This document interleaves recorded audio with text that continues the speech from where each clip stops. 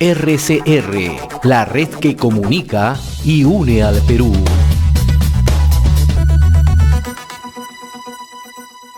Ahora saludamos al señor Federico Arnillas, presidente de la Mesa de Concertación de Lucha contra la Pobreza, y como siempre le agradecemos la gentileza que tiene con RCR, Red de Comunicación Regional. Señor Arnillas, qué gusto saludarlo, gracias por atender esta comunicación. No, muchas gracias a ustedes, José, por la llamada y por la posibilidad de dirigirnos a todo el país a través de las frecuencias que ustedes administran. Y estamos próximos a cumplir los 100 días de cuarentena, ¿no? ¿Cómo están midiendo usted el impacto de las medidas, tanto sanitarias, la reactivación económica, y que esto está asociado justamente a la pobreza, ¿no? Que en muchos puntos del país, o sea, ya se está reflejando con mayor énfasis, ¿no? ¿Cómo están mirando ustedes el desempeño del gobierno y las medidas que se están adoptando, ¿no? Empecemos por el final. Efectivamente, lo que reconocemos son dos temas que creo que son muy importantes, ¿no?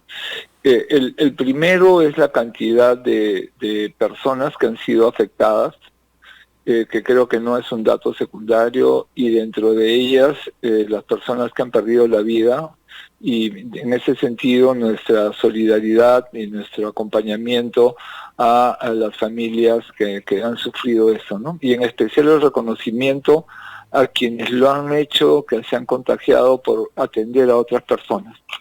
Y creo que ese elemento es importante porque las vidas que hemos perdido, en especial la del personal de salud, en todas las tareas que están vinculadas a la salud, el personal policial, son tareas que tienen que ver con protegernos a nosotros como ciudadanos, y creo que un balance crítico del proceso es que la ciudadanía no hemos sido lo suficientemente responsables, ¿no?, para evitar el contagio en todos los periodos iniciales. Creo que ese es un elemento clave que tenemos que tener en cuenta, ¿no?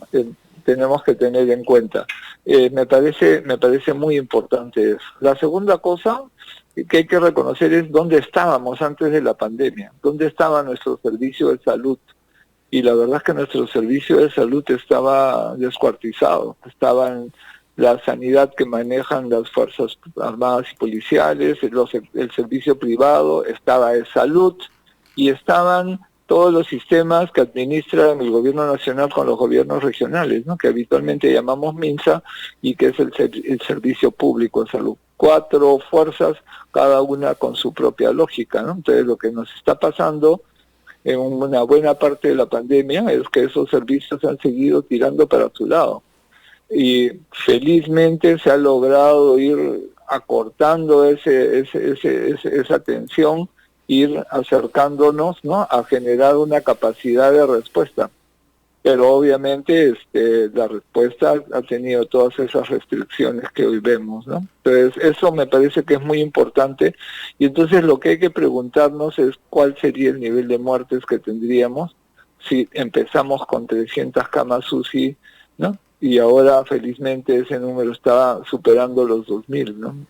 Creo que ahí hay un esfuerzo que se ha hecho que es clave. Ahora, usted decía que hay que mirar como autocrítica el papel de la ciudadanía, ¿no?, que no ha acatado como si hubiera querido esta cuarentena. Por el lado del gobierno, ¿cómo mira usted la actuación? ¿También se le puede plantear un nivel de autocrítica? Sí, por supuesto. Yo creo que el gobierno y el Estado, y discúlpeme que haga la diferencia porque claro, el gobierno es un periodo corto, ¿no es cierto? Y el Estado es una continuidad de gobiernos. Y aquí lo que tenemos es que hay una continuidad de gobiernos que no ha generado, ¿no es cierto?, un soporte institucional de un derecho básico como es el derecho a la vida, para el cual la salud cumple un rol medular. Entonces tenemos un problema en el Estado como estructura, como historia, ¿no? Y obviamente tenemos en el ejercicio del gobierno, ¿no?, que recae el peso de esa historia. Creo que se ha hecho el esfuerzo mayor posible para subsanar una deuda histórica. Lo que nos toca hoy día es reconocer esa deuda histórica y cambiar cómo está organizado el sistema de salud, ¿no? El sistema no solamente es de los prestadores, sino también de nuestras prácticas ciudadanas respecto al cuidado de la salud, ¿no? Entonces, Si logramos hacer ese aprendizaje de este dolorosísimo proceso, creo que será un paso adelante, ¿no? No es el único que hay que hacer, dicho sea de paso, ¿no? Hay que aprender en educación y hay que aprender en economía, ¿no? Ahora, Porque, sí, retomando lo que usted dice, ¿no? Hay que aprender en economía, ¿no? Y eso es sustancial, ¿no? ¿Le preocupa a usted la situación económica a la que hemos ingresado, un deterioro de la economía? Hoy se habla ya que en abril sufrimos una caída por encima ya de 40% y en mayo también podríamos estar con una situación similar. ¿Cómo se está analizando esta medida frente al impacto hacia la pobreza, ¿no? Hacia los sectores de esos bolsones que están en realidad fuera o lejos del Estado como tal, ¿no? mire, pueden estar muy cerca físicamente y muy lejos de su atención. Y Claro que creo sí. que ese es el punto de preocupación, ¿no es cierto? Y que compartimos. Entonces, en ese marco, lo primero que hay que tener es dimensionado el impacto. Y lo que preliminarmente estamos manejando nosotros y otras instituciones es que la pobreza monetaria, ¿no?, se ha disparado. O sea, hemos pasado de lo que habíamos llegado a bajar a 20%, estamos en 30%. O sea, ese es el nivel de pobreza monetaria. Pero debajo de la pobreza monetaria están otras formas de pobreza que han hecho que se agrave la situación más que la situación monetaria como tal. Está la pobreza en necesidades básicas insatisfechas, ¿no? Es la pobreza de no tener viviendas con conexiones domiciliarias de agua, ¿no? O con agua permanente, la que se requiere, o viviendas hacinadas, ¿no? O sea, es imposible en un espacio de viviendas hacinadas, ¿no?, que no se produzcan contagios, ¿no? Eso lo estamos viendo en el país y lo están aprendiendo en Corea, en Corea del Sur, ¿no?, en Singapur, porque ellos usaban trabajadores que llegaban a sus países y estaban hacinados y el contagio volvía a producirse, ¿no? Entonces, el hacinamiento es el segundo factor clave. Entonces, se está poniendo en evidencia el problema de agua, el problema de vivienda, ¿no?, el problema de transporte, lo estamos viendo ahora, ¿no?, que son los espacios, para no hablar de los mercados, ¿no? Creo que los datos han mostrado esos problemas de manera permanente. Entonces no es solo salud, ¿no? Es los determinantes estructurales, ¿no?, sobre los cuales se han organizado, ¿no?, la vida cotidiana de nuestra sociedad. Y creo que hay que poner esos temas en la agenda pública. La lucha contra la pobreza debe ser la lucha contra las causas de la pobreza y no solamente sobre sus efectos más visibles, ¿no? Entonces ahí hay cambios estructurales que están planteados, ¿no? Cuando superemos esta emergencia, porque eso sí lo vamos a hacer, ¿no? Cuando superemos esta emergencia tenemos que corregir los factores que están a la base, ¿no? Entonces, educación, salud, transporte, sistema de comercialización. Y lo más importante, la corrupción. El Contralor de la República ha mencionado en unas declaraciones recientes que perdemos como 28.000, ¿no?, 28.000 millones de soles, ¿no?, anuales por corrupción. Eso es más que la plata que se le ha dado a todas las empresas en el primer paquete, y es 4 veces más o 5 veces más de lo que se ha presupuestado y entregado, ¿no?, en los famosos bonos que no han llegado a todos. ¿Se imagina? Entonces, el costo económico del que estamos hablando tiene que ver sobre todo, en el medio está la corrupción, y lo podemos ver también en salud cuando se han detectado, ¿no?, esos establecimientos que escondían medicinas, ¿no?, plantas para producir oxígeno que han estado parados 2 años, 3 años, ¿no? O sea, esos son elementos que hay que poner en la discusión. O sea, nuestra enfermedad no es solo COVID, ¿no? Nuestra enfermedad tiene que ver con todas esas otras cosas que han expandido a un nivel impresionante, ¿no?, el impacto, ¿no?, de esta pandemia, ¿no? Ahora, ¿cómo analiza usted el papel de algunas instituciones? Fundamentalmente el de los gobiernos locales, ¿no? El presidente Martín Vizcarra siempre le ha puesto énfasis a trabajar de la mano con los gobiernos locales. Estamos hablando de alcaldes, sean distritales, provinciales o gobernadores en cada región, ¿no? Pero, como usted bien enfatiza, ¿no?, el tema de la corrupción ha carcomido un sector de los gobiernos locales. Pero también la corrupción se ha instaurado en un momento muy difícil para el país, ¿no? En plena pandemia, en plena emergencia, ¿no? Que tampoco ha sido controlado, ¿no? Entonces, ¿qué es lo que está fallando? ¿Solamente entramos al discurso o es que tenemos que poner mano dura en el país? Mire, estábamos en un proceso donde el foco de la lucha contra la corrupción era el foco principal de la política pública, ¿no? Y estaban polarizados los actores en torno a eso. Y lo que la pandemia ha demostrado y los esfuerzos por responder a la pandemia lo que sigue mostrando es que ese problema está allí metido. Hay corrupción del grande y corrupción del chico. Hemos visto los noticieros donde cobran en la carretera para dejar pasar a quien no debería de pasar. Hemos visto cómo las medicinas desaparecen. Hemos visto cómo se especula con los precios, ¿no? Todas esas cosas las hemos visto. Entonces, no son problemas nuevos, yo lo Pero reconozco. también hemos visto cómo en entidades del Estado se sobrevaloran, ¿no? Mascarillas, se sobrevaloran alcohol, se sobrevaloran medicamentos, supuesto, etcétera. Entonces, por supuesto. ahí viene la gran pregunta. Los Claro. dos lados, ¿no es cierto?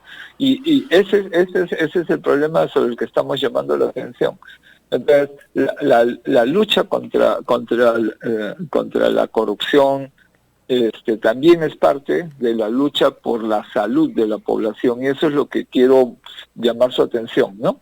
Y usted me pregunta por los gobiernos locales, y justamente yo reconozco que hay gobiernos locales que han hecho esfuerzos 1000 para llegar a su gente, pero también hemos tenido gobiernos locales, ¿no es cierto?, donde han perforado, ¿no?, todo esfuerzo, y en algunos casos sin comprometer, digamos, a la autoridad electa, pero en otros, y eso es más grave, ¿no?, con el interés de la autoridad electa metida, ¿no?, en el proceso de corrupción. Y si vamos a tener un proceso electoral, ¿no?, en los próximos meses, ¿no?, eso debe alertarnos a los ciudadanos, a las ciudadanas, para que veamos bien con qué criterio elegimos, ¿no? Ahora, el otro tema que usted también acaba de mencionar hace unos instantes, ¿no?, que la entrega de bonos no ha tenido un mejor desempeño, ¿no? Y hay quienes señalan que en realidad se ha fracasado justamente en ese intento, ¿no?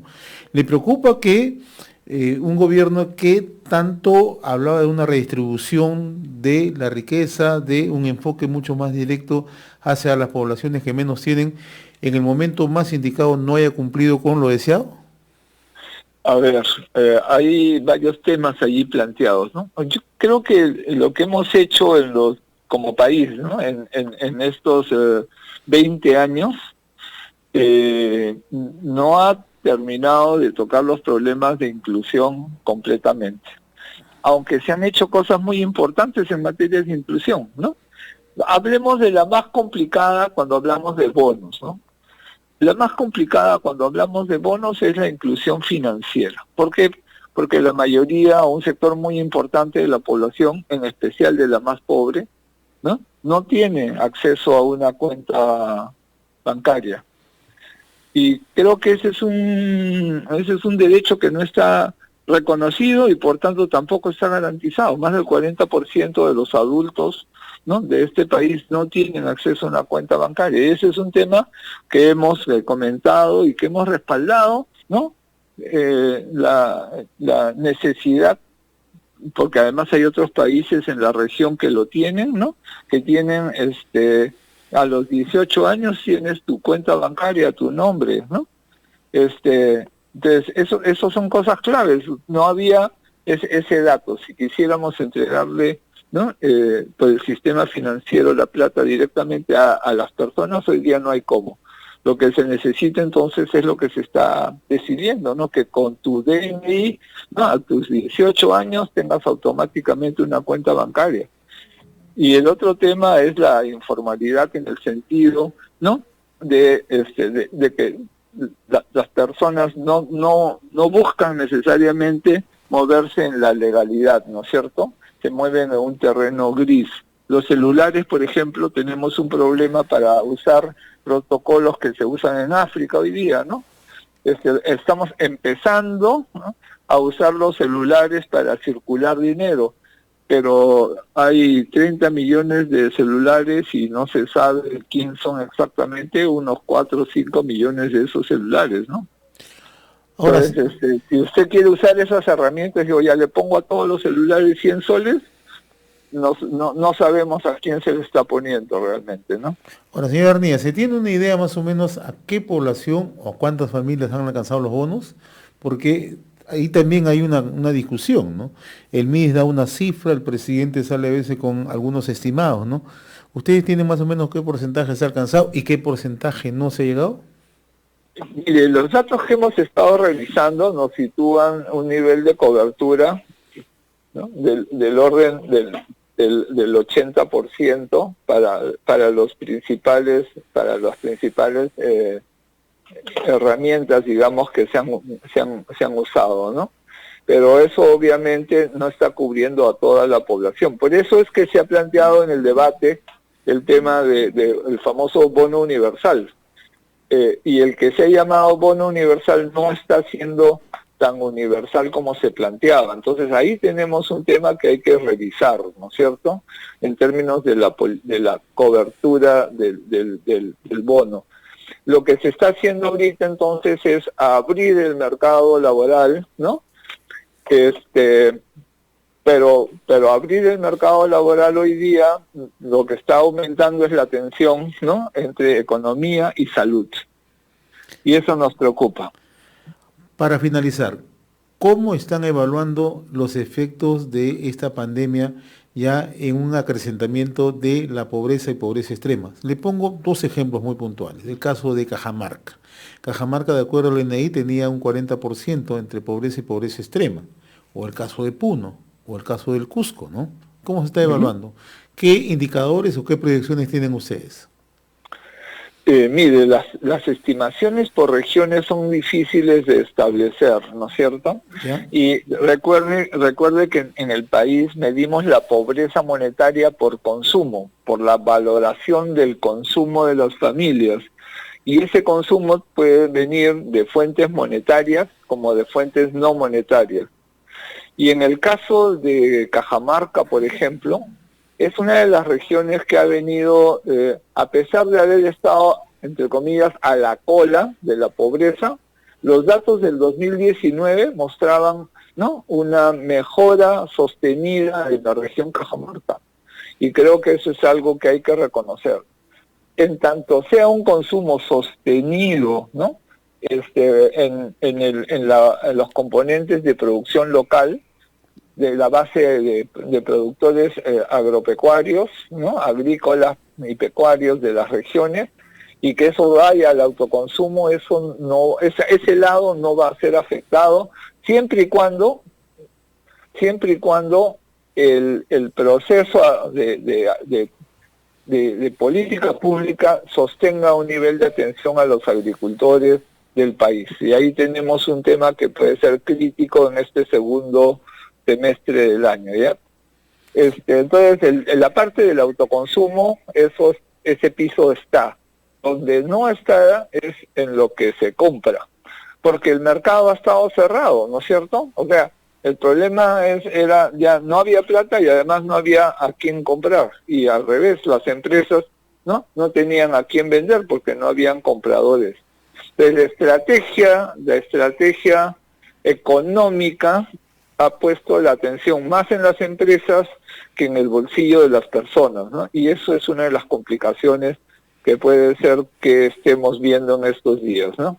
Y que además hace que la gente salga como ha salido, ¿no?, legítimamente en términos de una demanda, de una necesidad que no está cubierta, ¿no?, y que se ve tan explosiva en las ciudades, ¿no? Don Federico Arnía, como siempre, muy reconocido por esta comunicación con Enlace Regional RCR, Red de Comunicación Regional. Muy amable de su parte, que esté muy bien. Gracias. Muchas gracias, cuídense, por favor. Gracias. Cuidémonos todos, ¿no?, y ayudemos a que la gente y que todos mantengamos una política de cuidado personal y de cuidado comunitario. RCR, la red que comunica y une al Perú.